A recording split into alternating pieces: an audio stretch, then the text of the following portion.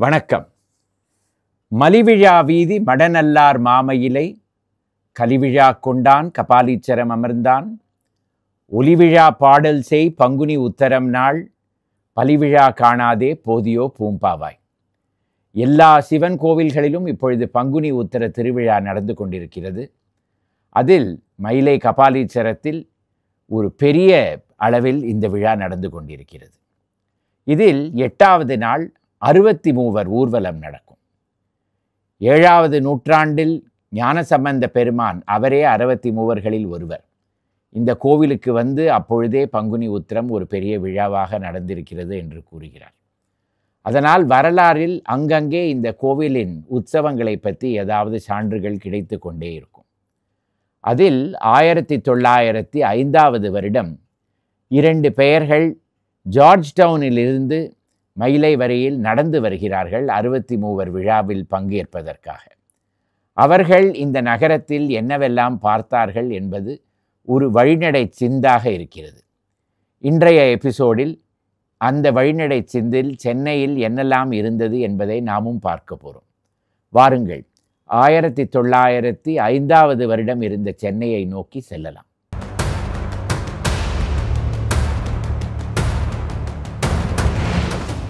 இந்த சென்னையுடைய வரலாறிலேயே எனக்கு மிகவும் பிடித்தமான ஒரு விஷயம் காலணா புத்தகங்கள்.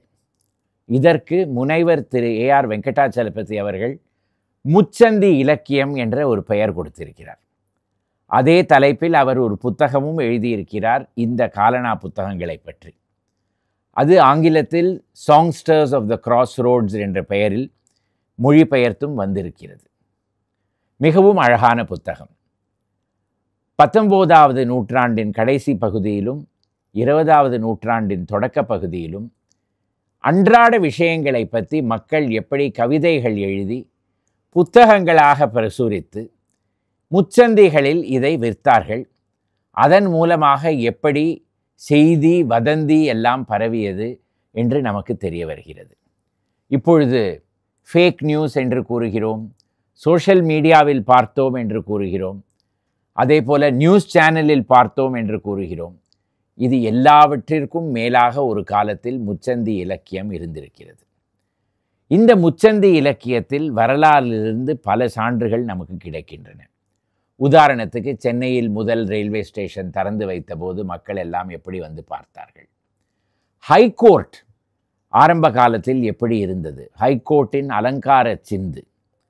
அதே போல பீப்புள்ஸ் பார்க் என்றும் பூங்கா நகரில் ஒரு பெரிய தீ விபத்தில் பல பேர் எரிந்து சாம்பலான பொழுது அதை பற்றி ஒரு கவிதை இருக்கிறது. இது போல 63 திருவிழாவை காண்பதற்காக ஒரு இளைஞன் அவனுடைய ஆசை நாயகியை ஜார்ஜ் டவுனிலிருந்து மயிலைக்கு அழைத்து கொண்டு வருகிறான். அதற்கு 63 வழிநடை சிந்து என்று பெயர் கொடுக்கப்பட்டிருக்கிறது. அவர்கள் ஜார்ஜ் டவுனிலிருந்து மயிலை வரையில் வரும்பொழுது என்னவெல்லாம் கண்டார்கள் என்பது கவிதை பாணியிலேயே வர்ணிக்கப்பட்டிருக்கிறது. 1905வது வருடம் சென்னையில் என்னவெல்லாம் இருந்தது என்று பார்க்கலாம். வாங்க. இந்த வழிநடை சிந்தை யார் எழுதினார் என்று நமக்கு தெரிய வருவதில்லை. ஆனால் இது சென்னை புரசை சுந்தர விலாச அச்சுக்கூடத்தில் பதிப்பிக்கப்பட்டது என்று எழுதியிருக்கிறது. இதில் அவர் முதலில் விநாயகர் அகவலுக்கு பிறகு இந்த கவிதையை எழுதியவர் அந்த பெண் எங்கு இருக்கிறாள் என்பதை கூறுகிறார். சீர்மருவும் சென்னை நகர் செங்கான் கடை கடுத்து முல்லா வீதி தனில் மொய்குழலே வீற்றிருக்கும் காரிழையே நாம் இருவர் கைகோர்த்து இப்போது மயிலை நகருக்கு மாதரசே போகலாம்.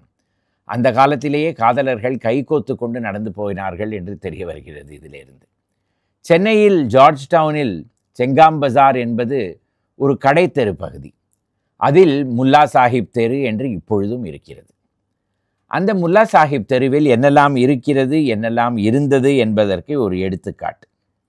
முதலில் முல்லா சாஹிப் வீதி சட்டமுடன் பாராய், பக்தர்கள் தான் தொழும் பரமபதநாதர் வைகுந்த சேவை தரும் ஸ்ரீ ரங்கநாதர் சந்நிதி நாயகியே கேளாய். முல்லா சாஹிப் தெருவில் இப்பொழுதும் ஒரு ரங்கநாத பெருமான் கோவில் இருக்கிறது. அதை இந்த கவி இந்த இடத்தில் கூறுகிறார். அதற்கு முன்னாடி இந்த பெண் எப்படியெல்லாம் அலங்காரம் செய்து கொண்டு வர வேண்டும் என்றும் எழுதியிருக்கிறார். குத்தினி சேலையும் குணமான பஞ்சவர்ண பட்டு ரவிக்கையும் பத்தரை மாற்று தங்கம் பசும் பொன்னால் பூஷணமும் போட்டு அலங்கரித்து புறப்பட்டு வருவாயே தங்கமே, அப்படி என்று அவளை அழைக்கிறார்.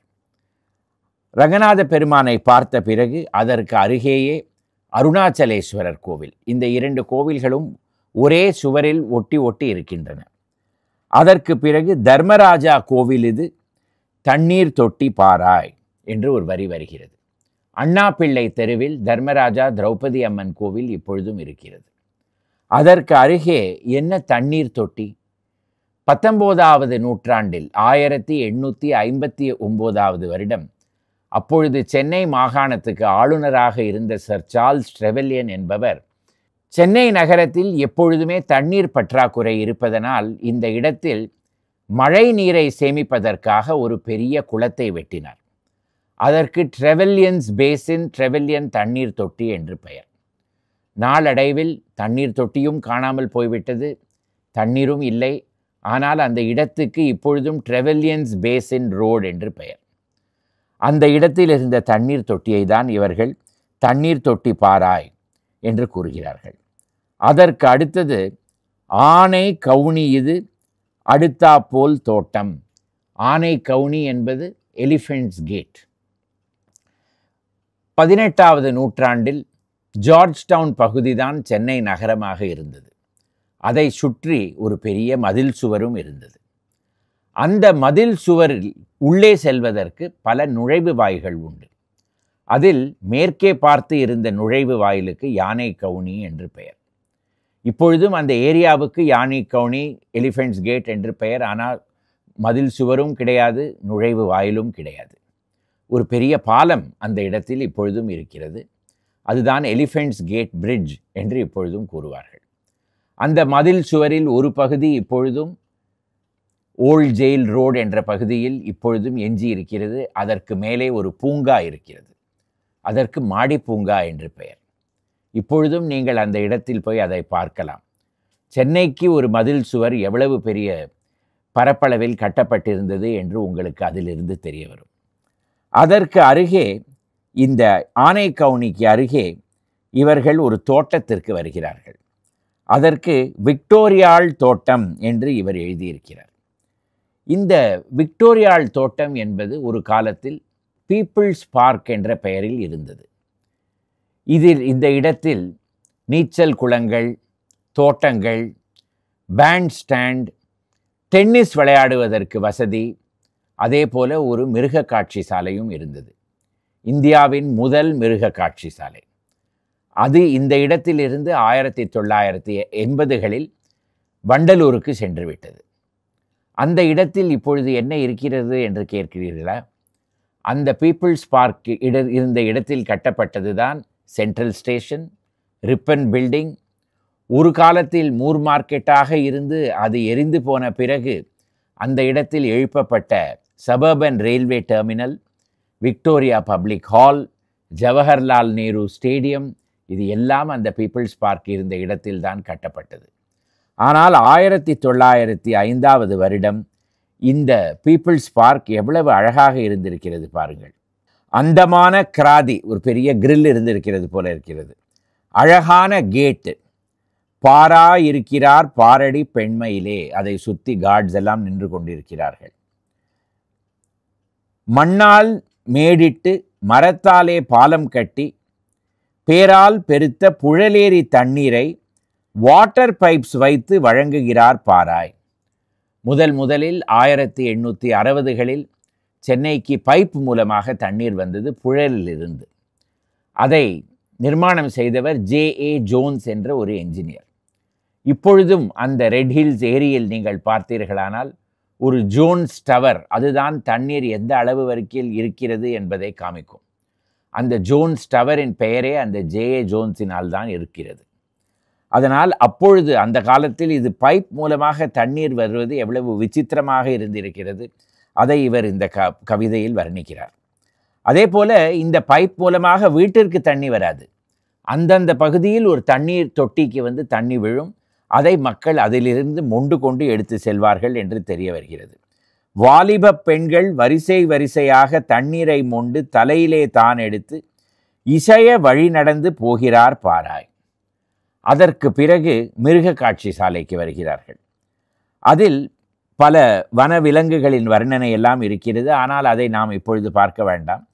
ஆனால் இந்த இடத்தில் கல்லானை ஒன்று கனமுடன் வாழுதற்கு சுற்றிலும் கட்டினால் சொகுசாய் மறைத்துவிட்டு ஒருவருக்குமே அரையணா வாங்குகின்ற இன்ஸ்பெக்டர் இவர்தான் எதிரேலே பாராய். அப்பொழுது அந்த இடத்தில் ஒரு யானை இருந்திருக்கிறது. அதை சுற்றி ஒரு ஷெட் இருந்திருக்கிறது. அதை பார்ப்பதற்கு ஒரு கட்டணமும் இருந்திருக்கிறது என்று தெரிய வருகிறது. பலகை வாராவதி பாங்கான மேடு சுற்றிலும் தண்ணீரில் சொகுசாக போட்டு விட்டு காலனா வாங்குவோர் கட்டழகியே கேளாய். இந்த பீப்புள்ஸ் பார்க்கில் 1975-76 வரையில் ஒரு பெரிய குளம் இருந்தது, அல்லிக்குளம். அந்த இடத்திற்கு தான் இப்பொழுது லில்லி பாண்ட் காம்ப்ளெக்ஸ் என்று கூறுகிறார்கள். ஒரு அல்லியும் கிடையாது, குளமும் கிடையாது, ஆனால் பெயர் மட்டும் இப்பொழுதும் இருக்கிறது, லில்லி பாண்ட் காம்ப்ளெக்ஸ். நான் சிறுவனாக இருந்த காலத்தில் என் தாயாருடன் அந்த இடத்திற்கு போயிருக்கிறேன். அந்த போட்டில் நானும் ஒரு முறை சென்று வந்திருக்கிறேன். அதை இவர் 1905 வருடம் அதை பற்றி வர்ணிக்கிறார். பலகை வாராவதி, அவ்வளவு அழகான ஒரு பிரிட்ஜ் இருந்திருக்கிறது. அதை சுற்றி ஒரு மேடு, சுற்றிலும் தண்ணீரில் சொகுசாக போட்டுவிட்டு காலனா வாங்குவோர் கட்டழகியே கேளாய். அதற்கு பிறகு இந்த இடத்தில் ஒரு மரம் இருக்கிறது. அந்த மரத்தை யார் நட்டு இருக்கிறார்கள் என்று கேட்டோமானால் இந்த இடத்தில் அதை கூறுகிறார். மகாராணி விக்டோரியாவின் முதல் மகன் ஆல்பர்ட் துரை அவர்கள் சென்னைக்கு வந்தபொழுது மகாராஜ ராஜஸ்திரீ ஆல்பர்ட் துரை அவர்கள் வந்து ஒரு நாளையிலே வைத்த ஒரு பூஞ்செடியாம். இந்த இடத்தில் ஒரு மரம் நட்டிருக்கிறார். அந்த காலத்திலேயே பெரியவர்கள் நகரத்திற்கு வந்தால் இந்த இடத்தில் மரம் நடுவார்கள் போலிருக்கிறது. அதை தாண்டி இவர்கள் மெல்லே வருகிறார்கள். அதற்கு அடுத்தது சென்ட்ரல் ஜெயில். 20 வருடங்களுக்கு முன்னாடி கூட அந்த இடத்தில் ஒரு சிறைச்சாலை இருந்தது, சென்னை சென்ட்ரல் ஜெயில். அதற்கு பிறகு அது புழலுக்கு இடம் மாற்றப்பட்டது. அந்த காலத்தில் இந்த சென்னை சென்ட்ரல் ஜெயில் எப்படி இருந்தது என்று பாருங்கள். கள்ளை குடித்துவிட்டு கள்ளங்களவுகளும் கண்டபிடி சண்டை செய்து மண்டை உடைப்பவர்கள், துண்டகாதனம் செய்யும் துன்மார்க்க கரிகள் மண் ஜெயிலிது மாங்குயிலே பாராய். இவர்கள் எல்லோரும் வசிக்கும் இந்த மண்டையை உடைப்பவர்கள், கொலை செய்பவர்கள், இவர்கள் எல்லோரும் இருக்கும் இடத்துக்கு இந்த மண் ஜெயிலை பார் என்று கூறுகிறார். எதற்கு மண் ஜெயில் என்று கூறுகிறார்? அந்த காலத்தில் இந்த ஜெயிலின் சுவரெல்லாம் திமிசால் அடிக்கப்பட்ட மண்ணால் செய்த சுவராக இருந்தது. கைதிகள் செய்கின்ற பயிர்களை நீ பாராய். அந்த இடத்தில் ஒரு தோட்டம் இருந்தது என்பது 19வது நூற்றாண்டில் அந்த ஜெயிலுக்கு சூப்பரிண்டென்டாக இருந்த ஐசக் டைரல் என்பவரின் புத்தகத்திலிருந்து நமக்கு தெரிய வருகிறது. இவர்களும் அதை பார்க்கிறார்கள்.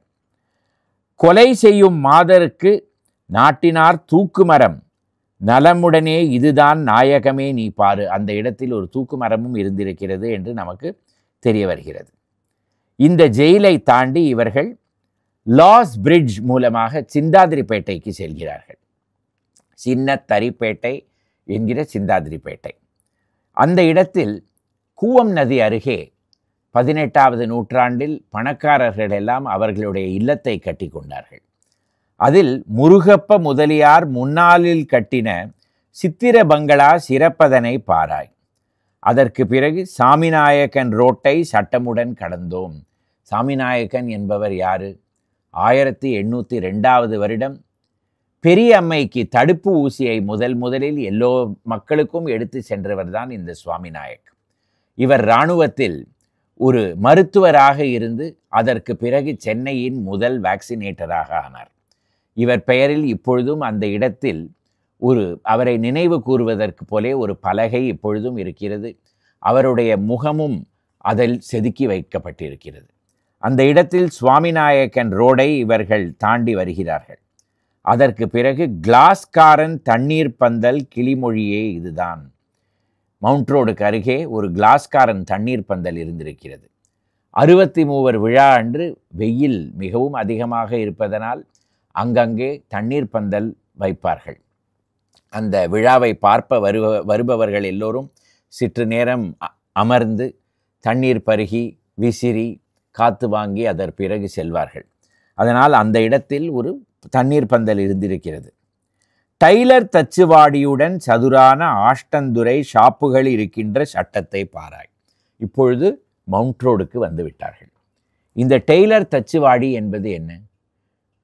19வது நூற்றாண்டில் டெய்லர்ஸ் யார்டு என்று ஒரு இடம் மவுண்ட் ரோடில் இருந்தது. இப்பொழுது அந்த இடத்தில் என்ன இருக்கிறது? தபால் தலைமைச் செயலகம், அதற்கு பிறகு தபால் தலை அருங்காட்சியகம், ஃபிலேட்டலிக் பியூரோ, ஜெனரல் போஸ்ட் ஆஃபீஸ், அதற்கு அருகே தன் பில்டிங், தாராபூர் டவர்ஸ், இது எல்லாம் இருக்கும் அந்த பகுதிக்கு தான் டெய்லர் தச்சுவாடி என்று பெயர், டெய்லர்ஸ் யார்டு. அந்த காலத்தில் இது ஒரு பெரிய குதிரை லாயமாக இருந்தது. அதனால் அதற்கு டெய்லர்ஸ் யார்டு என்று பெயர். அதற்கு அருகே சதுரான ஆஷ்டந்துரை ஷாப்புகள். அது என்னது? அடிசன் அண்ட் கம்பெனி இப்பொழுதும் இருக்கிறது. இப்பொழுது அவர்கள் இன்ஜினியரிங் கருவிகளெல்லாம் தயார் செய்யும் ஒரு நிறுவனமாக இருக்கிறார்கள். அந்த காலத்தில் இவர்கள் கடை வைத்து இந்த இடத்தில் இங்கிலாந்திலிருந்து இறக்குமதி செய்த பல பொருட்களை விற்று கொண்டிருந்தார்கள். அதுதான் இதில் ஆஷ்டந்துரை ஷாப்பு என்று கூறப்பட்டிருக்கிறது. அதற்கு பிறகு ஜெனரல் பேட்டர்ஸ் ரோடுக்கு வந்து விடுகிறார்கள். பேட்டர்ஸ் தோட்டம் பக்கத்திலே கிளப் ஹவுஸ். இப்பொழுதும் ஜெனரல் பேட்டர்ஸ் ரோடுக்கு அருகே கிளப் ஹவுஸ் ரோடு என்று மவுண்ட் ரோடில் ஒரு சாலை இருக்கிறது. அதன் ஓரத்தில் 19வது நூற்றாண்டில் மெட்ராஸ் கிளப் இருந்தது. இப்பொழுது மெட்ராஸ் கிளப் இருக்கும் இடம் போட் கிளப் சாலையில் இருக்கிறது. அந்த காலத்தில் இது அந்த இடத்தில் இருந்ததனால் இதற்கு கிளப் ஹவுஸ் ரோடு என்று இப்பொழுதும் பெயர் இருக்கிறது. அதன் ஓரத்தில் இப்பொழுது அந்த கிளப் இருந்த இடத்தில் தான் express estate, express avenue mall எல்லாம் இருக்கிறது. அதை இவர்கள் கிளப் ஹவுஸ் பார் என்று கூறுகிறார். அதற்கு அருகே பேட்டர்ஸ் தோட்டம் என்று கூறுகிறார். பேட்டர்ஸ் தோட்டம் என்பது எங்கே இருந்தது? அதுதான் ஒரு காலத்தில் ஜெனரல் பேட்டர் என்பவரின் இல்லமாக இருந்தது. இப்பொழுது காங்கிரஸ் கட்சியின் சத்யமூர்த்தி பவன், அதற்கு அருகே இப்பொழுது செயல்படாமல் இருக்கும் மிட்லண்ட் தியேட்டர், இதெல்லாம் இருந்த இடம்தான் பேட்டர்ஸ் தோட்டமாக இருந்தது. பேட்டர் தோட்டம் என்பதுதான் நாளடைவில் மக்கள் எல்லாம் இப்பொழுது அந்த பகுதியை பார்டர் தோட்டம் என்று கூறுகிறார்கள். பேட்டர்ஸ் தோட்டத்தை தாண்டி இவர்கள் வந்து கொண்டிருக்கும் பொழுது டானா மாதா கோவில் பாராய், எதிரிலேயே ஸ்கூல், இதுதான் டானா மாதா கோவில். இப்பொழுதும் மணிக்கூண்டு அருகே ஒரு மாதா கோவில் இருக்கிறது. அதற்கு அருகே இருக்கிற ஸ்கூல் தான் வெஸ்லேயன் ஸ்கூல். இப்பொழுதும் செயல்பட்டு கொண்டிருக்கிறது. அதை இரண்டும் இவர் கூறுகிறார். இதுதான் ராயப்பேட்டை. சீர்பெற்று வாழும் செல்லப்பன் மிட்டாய் கடை. ஒரு மிட்டாய் கடைக்கு வருகிறார்கள் ராயப்பேட்டாவில். அந்த இடத்தில் என்னெல்லாம் உண்கிறார்கள் என்று பாருங்கள். பூரி அலுவாவும் புகழான நொக்கல்களும், லட்டு ஜிலேபியுடன் நலமான அதிரசம், பால்கோவா, இமார்த்தி, பாங்கான பகோடாவும் வாங்கி தருகிறேன் வாழ்மயிலே கேளாய். இதெல்லாம் உண்ட பிறகு தாண்டவராயன் சாலைக்கு வருகிறார்கள். தாண்டவராயன் தண்ணீர் பந்தல் இது. அந்த செல்லப்பன் மிட்டாய் கடையில் உண்ட விஷயங்கள் போராது என்பதற்காக தாண்டவராயன் தண்ணீர் பந்தலில் வேறு உண்டு இளப்பாரி ஒருமித்து போகலாம், மறுபடியும் ஏதோ உட்கொள்கிறார்கள். அதற்கு பிறகு மயிலைக்கு வருகிறார்கள். எப்படி வருகிறார்கள்? அம்பட்டன் வாராவதி அதனையும் நாம் கடந்தோம். இந்த அம்பட்டன் வாராவதி என்று இப்பொழுது அதற்கு அம்பேத்கர்ஸ் பிரிட்ஜ் என்று பெயர். சிட்டி சென்டர் மாலின் பின்புறத்தில் இருக்கும் இந்த ஒரு வாராவதி. அதற்கு ஒரு காலத்தில் ஹாமில்டன்ஸ் பிரிட்ஜ் என்று பெயர் இருந்து அது பிறகு ஹாமில்டன் என்பதே அம்பட்டன் என்று மாறி அதுவே மறுபடியும் ஆங்கிலத்தில் பார்பர்ஸ் பிரிட்ஜ் என்று மருவி கடைசியில் அம்பேத்கர்ஸ் பிரிட்ஜ் என்று பெயர் கொடுக்கப்பட்டது. இதற்கு அருகே இந்த கவிதையில் பிரசன்ன விநாயகர் சந்நிதி இதுதான் என்று கூறுகிறார்கள். இப்பொழுதும் அந்த வாராவதிக்கு அருகே சென்றோமானால் ஒரு மிகவும் அழகான சிறிய பிரசன்ன விநாயகர் கோவில் இப்பொழுதும் இருக்கிறது. அதற்கு பிறகு மயிலைக்கு வருகிறார்கள். அப்பர் மடம் இது அன்புடனே சேவிப்பாய். இப்பொழுதும் அந்த இடத்தில் அப்பர் சுவாமி கோவில் இருக்கிறது. அதற்கு அருகே குடன் சட்டி செய்யும் குசப்பேட்டை பாராய். வீரப்பெருமாள் கோவில் தெருக்கு ஒரு காலத்தில் குசப்பேட்டை என்றுதான் பெயர். அந்த இடத்தில் குயவர்கள் ஏராளமாக இருந்தார்கள். அதனால் அதை வர்ணிக்கிறார்கள். அதற்கு பிறகு மயிலை நகர் வந்தோம் வாழ் மயிலே கேளாய், தீராய் வினை தீர்க்கும் திருக்குளத்தை பாராய். மயிலையின் பெரிய குளத்தை காமிக்கிறார். கபாலீஸ்வரர் வருகிறார் பார் தங்கமே கண்டு தரிசிப்பாய். ஆரணங்கே இவர்தான் 63 அடியார்கள் பாராய். அதற்கு பிறகு அந்த 63 நாயன்மார்களின் பெயர்களும் கவிதை ரீதியில் எழுதப்பட்டிருக்கிறது. கடைசியில் சிவனடியார்கள் இவர், செல்வ விநாயகரும் வள்ளி தெய்வானையுடன் வடிவேலர் வருகிறார். அங்கம்பூம் பாவையையும் அழகு கபாலீசரையும் அம்மன் கற்பகவல்லி அம்மையையும் கண்டு நாம் பணிவோம் தங்கமே காட்சி தருவாரே. இதோடு இந்த வழிநடை சிந்து முடிவு பெறுகிறது. ஒரு மிகவும் அழகான கவிதை. சென்னை மாநகரம் 1905 வருடம் எப்படி இருந்தது, அப்பொழுதும் மக்கள் எப்படி நடந்து, அப்பொழுது பஸ் வசதி கூட கிடையாது, ட்ராம் இருந்தது, ஆனால் ட்ராமுக்கு கட்டணம் கொடுக்க வேண்டுமே, அதனால் இலவசமாக எப்படி வருவது, நடந்துதான் வர முடியும். ஜார்ஜ் டவுனிலிருந்து அந்த வெயிலை பொருட்படுத்தாமல் எப்படி 2 பேர்கள் நடந்து இந்த 63 திருவிழாவுக்காக வந்திருக்கிறார்கள். இந்த வருடம் நீங்கள் 63 திருவிழாவுக்கு செல்லப் போகிறீர்களா? நிச்சயம் நீங்கள் செல்ல வேண்டும். ஒரு மக்கள் திருவிழா என்பது எப்படி நடக்கிறது என்பதை நீங்கள் பார்க்க வேண்டும். அந்த இடத்தில் உங்களை சந்தித்தால் எனக்கும் ஒரு ஹலோ சொல்லுங்கள். இந்த எபிசோடு உங்களுக்கு பிடித்திருந்தால் இதை லைக் செய்யவும், உங்கள் நண்பர்களுடன் ஷேர் செய்யவும், இந்த சேனலுக்கு சப்ஸ்கிரைப் செய்யவும்.